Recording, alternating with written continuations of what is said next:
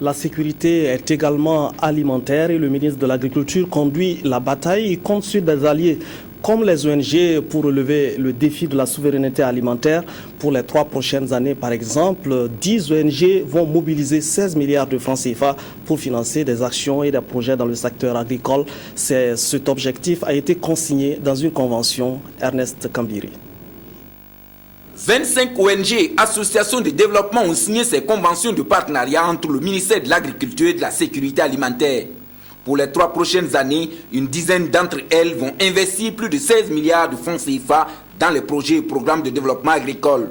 Le gouvernement a estimé nécessaire d'encadrer cette collaboration, ces investissements, pour qu'elles puissent être en cohérence avec la politique du gouvernement. Et quand on s'adresse au secteur rural, la politique du gouvernement dans le secteur rural, c'est le programme national du secteur rural. Cette collaboration que nous établissons ce matin va nous permettre bien sûr d'échanger les bonnes pratiques.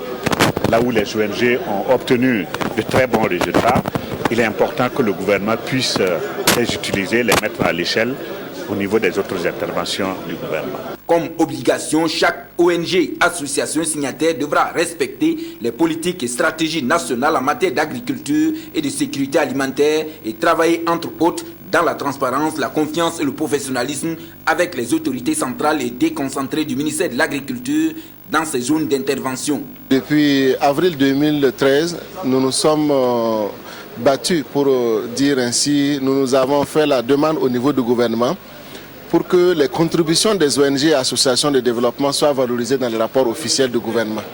Alors, étant donné qu'aujourd'hui, des ONG dans le secteur agricole signent des conventions de partenariat avec un ministère sectoriel, cela va permettre donc de formaliser le cadre de partenariat et de redevabilité de ces différentes ONG afin que nous puissions avoir de la matière pour alimenter les différents rapports officiels.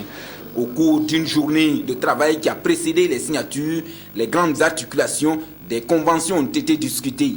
Des échanges qui ont permis aux 2 parties d'harmoniser, de rendre complémentaires les actions des ONG et associations de développement intervenant dans le secteur agricole.